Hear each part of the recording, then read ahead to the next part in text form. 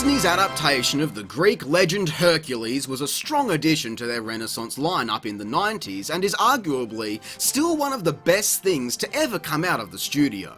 It's kind of hard to believe with how awesome this movie is that somehow I never saw it growing up. No, even despite owning the video game from the moment I got my first ever PlayStation for Christmas, still, I never sought out to watch the movie it was based on until much later when I finished school at age 18.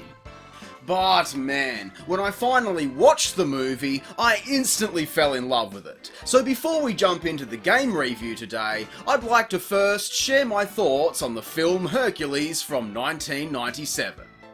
Directed by the legendary Ron Clements and John Musker as a stepping stone towards their Treasure Planet project, the movie is a love letter to the ancient myths as it tells the story of a young Hercules lost in a mortal world struggling to find his place. He's such a relatable, down-to-earth character with large aspirations and no idea where to start. Honestly, it hits home now why this movie meant so much to me after leaving school, trying to find my own place in the world. Setting off on his journey to become a hero and rejoin Daddy Zeus and the other gods on Mount Olympus, he battles great foes in some of the best animation ever put to film with a stunning art direction that still holds up. And the iconic cast of characters voiced by the likes of Danny DeVito, James Woods and Susan Egan deliver an outstanding performance that feels so natural. These are all real human beings with flaws and weaknesses, but also great strength when they develop their skills as a team. And as for the musical numbers, even the songs flow so well through the narrative thanks to the muses, who play a larger role than first presented, serving as an internal monologue for characters like Meg, who absolutely belts out one of the greatest Disney songs of all time. Everything was done right with this movie, as can be said for all of the films of this era, combining a brilliant sense of humour with down-to-earth, relatable conflict, and most importantly, heart. But can Hercules' action game, or as it's known elsewhere, Disney's action game featuring Hercules, can it go the distance? Well, judging by that horrendous title, I'm not getting my hopes up. Oh, why did they call it that? It makes Herc look like the all-time chump, and it's his game for God's sake. For Zeus' sake? I don't know. Anyway, developed by Eurocom, Disney's action game dropped exactly 1 week after the movie hit theatres, wasting no time capitalising on that summer blockbuster hype. The main menu is dope. We've got the muses dancing to a great rendition of Zero to Hero. Going into the options menu, we can see the Fates looking around. Ew! Bro, that's icky. The game actually features movie scenes to tell the story, which is cool because, like I mentioned, I hadn't seen this as a kid, so this was like a little treat for baby Jack. The problem is, who are you? Who are they? And who is Hercules? The first level is basic training with Phil, and he's already grown up into Huncules, so without the movie, we are missing a lot of context here.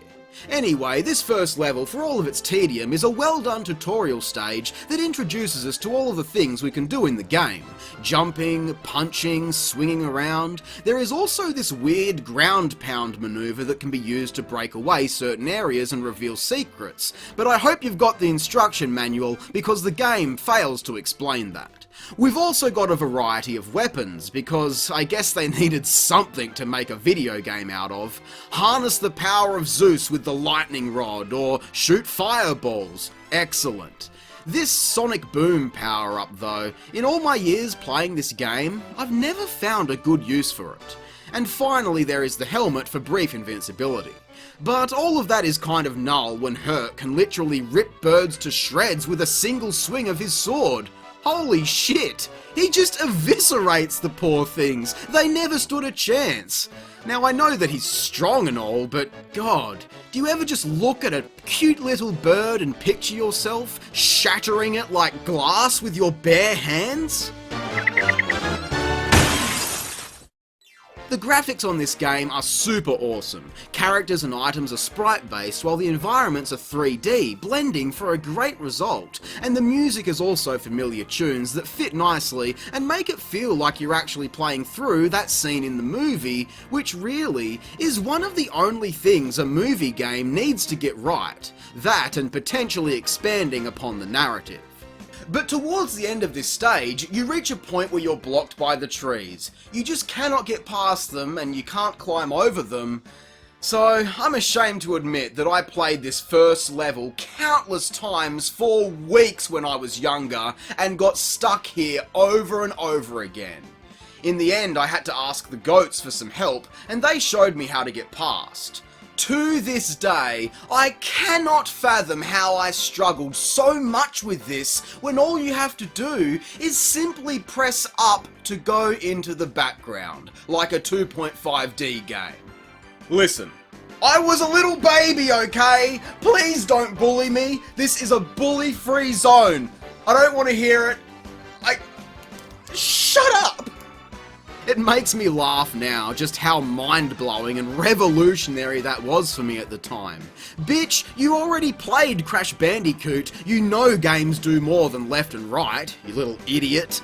Perfect example, the very next stage is like Crash Bandicoot, only that it auto-runs for you through the stage while you avoid all of the hazards. This is honestly a really cool playstyle, executed very well. The mix of 2D and 3D elements really makes certain objects pop. At the end of the stage, Herc grabs a lightning bolt, takes a sip from his sippy cup, and then we go to the results screen. Throughout the stage, you can pick up letters to spell out Hercules, which only grant you an extra continue. Other items like the toys extend your health bar, and drinking Herculade restores your energy. There are also coins littered all over the levels that really serve no purpose beyond your hero rating, because why be a hero when you can be rich, I suppose? And the only other items are the vases. These are used for a password system. See, they've each got little symbols on them, but seriously, try writing these damn passwords down after every level. Some of these icons look so similar while others are just indistinguishable. I mean, what even is this thing? Even trying to enter the password, you've got to wait for her to stop blabbing her mouth, walk along to the vase and select it, and then cycle through all of the symbols. Oh, fuck me. It doesn't matter anyway. Trust me, you're not going to be needing passwords or continues because this game is so criminally short. Even the back of the box says that there are only 10 levels in the entire game. Up next is the Centaur's Forest, which again, roadblocked me drastically as a kid. Forget the hidden items up in some of the trees, we've got that 2.5D thing making a return, and this time, it can be a lot less obvious. I mean, look at this. Does it look like you can even go back there? Shit gets confusing. But anyway, this is a gorgeous level. I especially love the waterfalls and cliffside areas we can climb. Whoa, what the fuck was that? I don't remember him from the movie. The only thing that ruins this level is the bastard centaurs in the background. You've got to charge up a punch to destroy the rocks laying in your path, but that only leaves you prone to a barrage of boulders being thrown at you. I mean, how are you supposed to avoid this?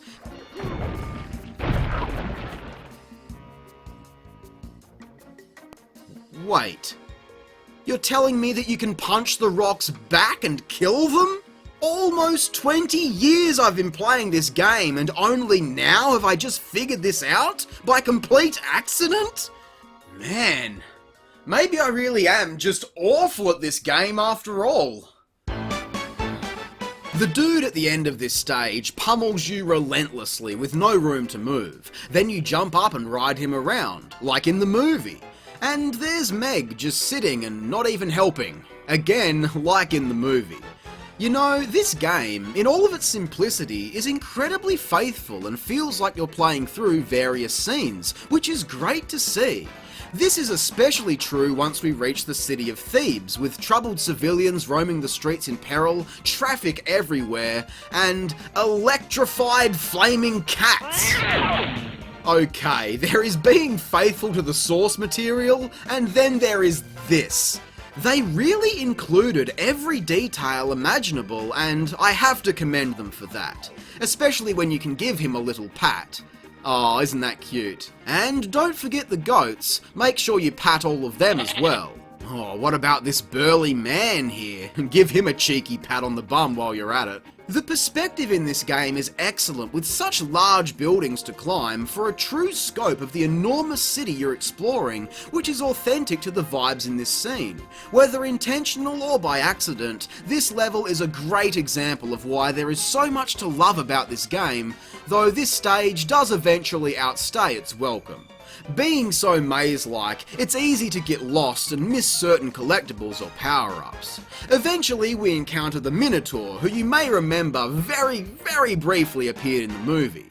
Well, how are we supposed to hit him up there? Oh, you pick up the rock, of course. Ugh, are you kidding me?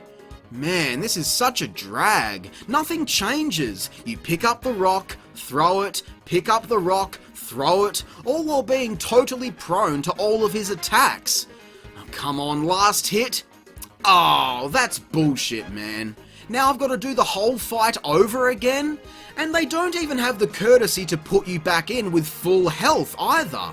And this is only halfway through the level, mind you. Next we're saving pedestrians from being taken away by giant birds at two different perspectives, which gets real confusing.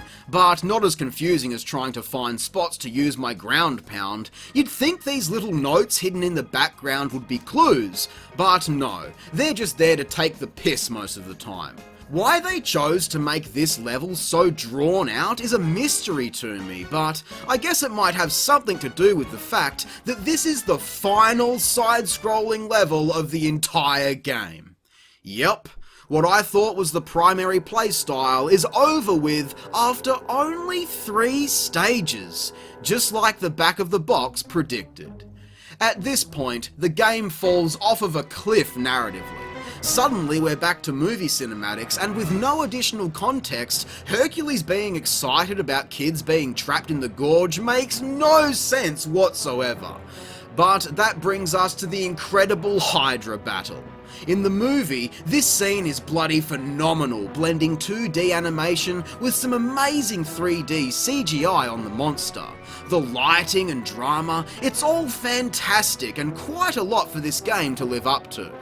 Well, I'm happy to report that this is one of my favourite boss fights of all time. Jumping up to slice off the heads makes this creature quickly grow out of control, and I just love how, again, the 2D and 3D elements combine to create something so special and so true to the source material. I'm gonna go out on a limb and say this, but I feel like this is better than the Hydra fight from the first God of War. Even the music is just deadly intimidating.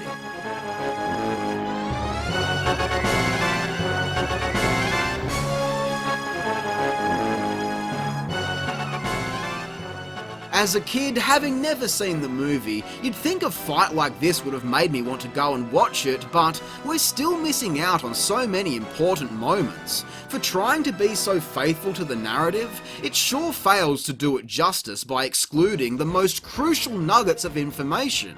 So, based on playing this game, I just assumed that the movie was also going to be just as messy, which is probably why it took me so long to finally see it. So, where did they go from here? We know that there's not going to be any more side-scrolling stages, and at this point in the movie, it transitioned into a music montage showing Hercules beating up on all of the bad guys, so it only makes sense that we battle Medusa. What the fuck? Don't get me wrong, expanding on the movie's lore is what I like about video game adaptations, but creating an entire boss fight around a character who featured no longer than 5 seconds is a bit of a stretch if you ask me. Also, 2 boss fights in a row? It's really bizarre pacing. Anyway, as for the fight itself, it's okay. But I can never get over the fact that her lasers always rebound back to her titties. I mean, it makes sense, I guess. Those big bazongas would make anyone rock hard. Ha! So after defeating Medusa, we jump straight into Hades' deal with Hercules, of course, where he takes all of his powers away. If this game skims over all of the character development, how does any of this make sense from each scene to the next? So I guess now we're running towards the Cyclops, which is admittedly a really cool visual. I love the look of this burning city. This level was tough on Baby Jack as well, with all of the chasms forming in the streets, objects flying. If you get a game over, we actually get an original animation of Cyclops' son. I mean, just look at how tiny he is all of a sudden. The only reason I bring this up is that if they went to the effort creating original animations for the game, why not fill in some of the gaps in this story?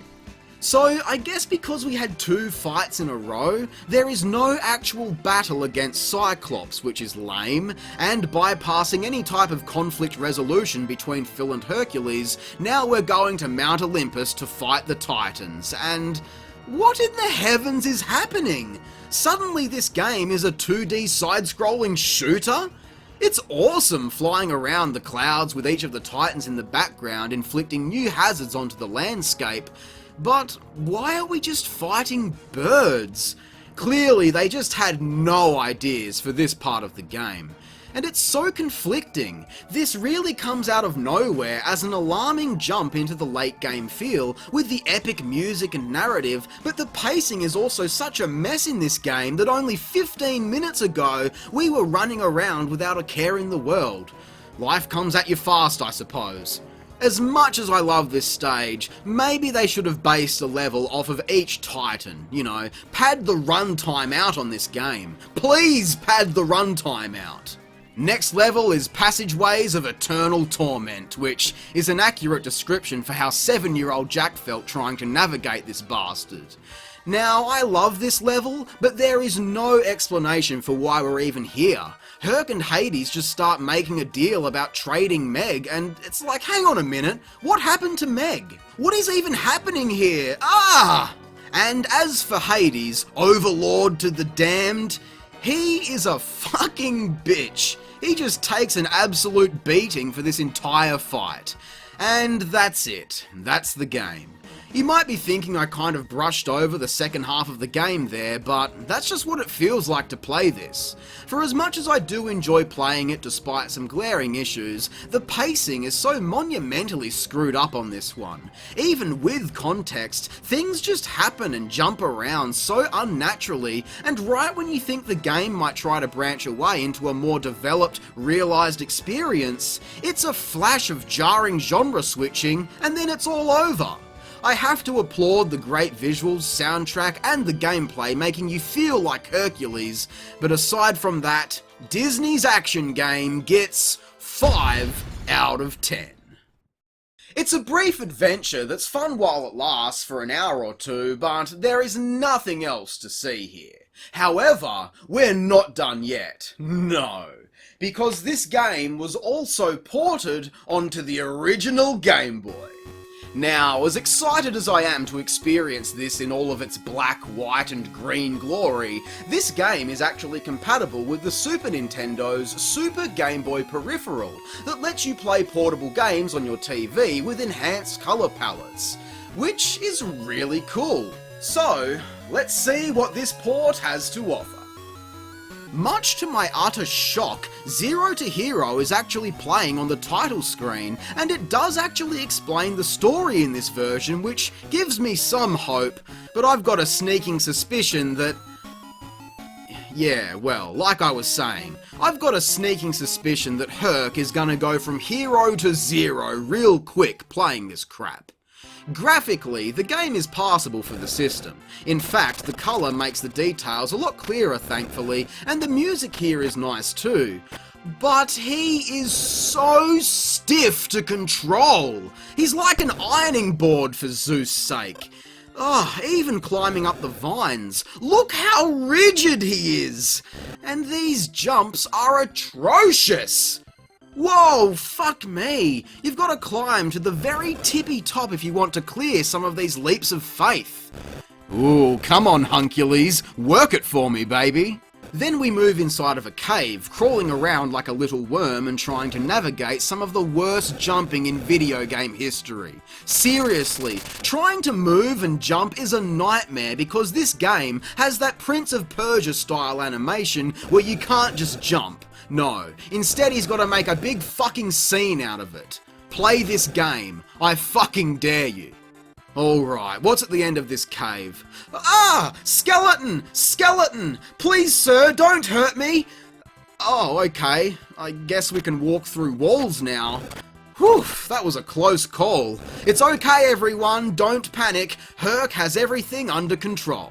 On to the next level now, and holy shit, we're actually flying on Pegasus. I was not expecting to see this. So, you just fly around punching the shit out of birds. Yeah, that's fun, right? Why is he punching everything? Eventually Danny pops in like, oh you idiot, that would have been so much easier with the Sword of Fire. What fucking Sword of Fire? And what happened to my actual sword from the previous level? Oh, whatever. It turns out that I flew past the damn thing. Now that we've got this, he's telling me to catch fish to restore my health, like a savage animal?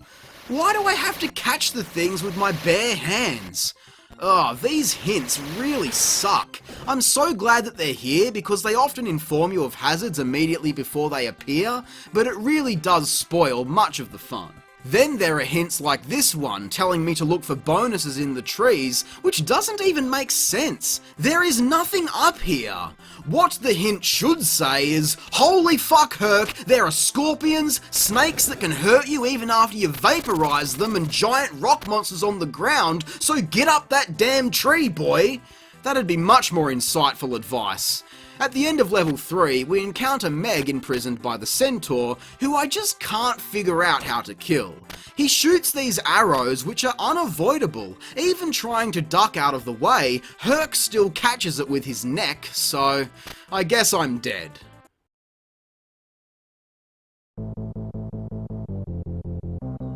What? Are you kidding me? Is this a joke? One death and I'm back at the title screen? No checkpoints, no continues, do the whole game on one singular life.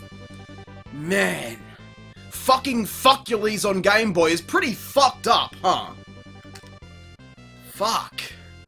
Thank God there is a password system, so we don't have to start over from scratch, but still, why force me to replay such abhorrent trash? Level 4 is the Hydra Canyon, and this place is like a maze. I will say, I'm very impressed that they're still so dedicated to following the events of the movie, even making up full original levels to play through, but this place sucks. It's impossible to know where you're trying to go, and doing that ground pound move breaks the floor away, making navigation even more confusing. Oh, and now look at this. I accidentally trapped myself in this room. What the fuck? Is that it? Thus ends thy legend of Hercules? Sealed forever in this tomb? I was so stumped at this part that I actually started the level over again, thinking I might have made a wrong turn or fallen for a beginner's trap or something like that. But no, you are actually supposed to trap yourself in this little room, then you need to do a bullshit charge move to break out. God damn it, Danny! Oh, you've suddenly decided to slack off, you pudgy little bastard! Where was my damn hint? The Hydra is awkwardly trapped in the bottom of this chasm, and rather than slicing its heads off, we just do the ground stomp and move on to the next level. Hercules must destroy all of the birds. What could they mean by that? Oh, literally? You mean literally just stand under the tree and kill every single bird? What an awkward shift in tone. Hercules, you must prove yourself a true hero by killing this giant monster of Greek mythology. Cool, good job. Now, Scarecrow, since you don't have a brain, why don't you go out and swat aimlessly at these birds until the sky falls on you? Good lord. Now we're in Medusa's lair, and the fucking state of it. This actually looks worse than the default Game Boy Color palette. Oh, guys, you had one job. Medusa is a pain because you need to swipe at her head, but to even get close enough, you've got to not fall off the edge of this platform, so this whole boss fight is just awkwardly doing this until you kill her. Next level, please. Now we're running through a two-dimensional maze searching for the Minotaur, but before you can even face him, we need to find the key to unlock his private chambers. A key that's hidden in the background and blends in with all this other junk. So you're running around trying different rooms that lead to corridors with more rooms, and it's just a nightmare. How is a kid pre-internet supposed to figure this shit out? That is, if they were even able to make it this far, given how janky this game is to play. At least the Minotaur actually puts up a decent fight for a change. Ugh. If you can't tell, I am done with this game. Mentally, I have been checked out this entire time.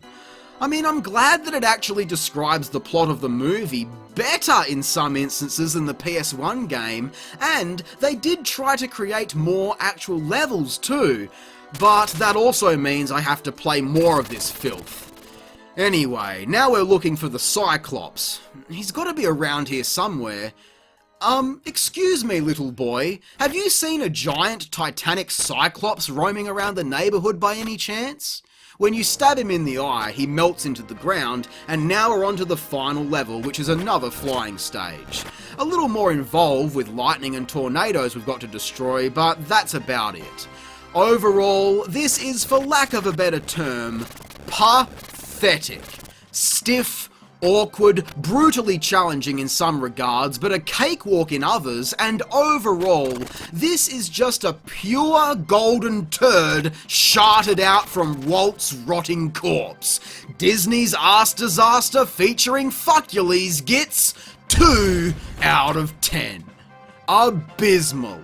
Cut the string, send that shit straight down the pooper to Hades in the underworld, and let him deal with it.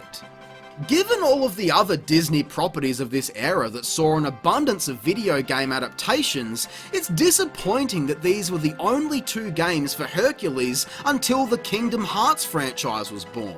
I am so glad that this property was treated with a lot more respect in that series, but I still wish we could have seen more video game expansions on this universe. Now, for my next review, I'm planning on covering a PS2 game. No, you don't. We're not supposed to reveal the future. Oh. Well, I guess you're just gonna have to wait and see. So until next time, I hope you all enjoyed the video. If you did, be sure to leave a like, subscribe, and remember to share this video with your friends and on social media. I'm Square Eye Jack, and I hope you have a great fucking day. Thanks for watching.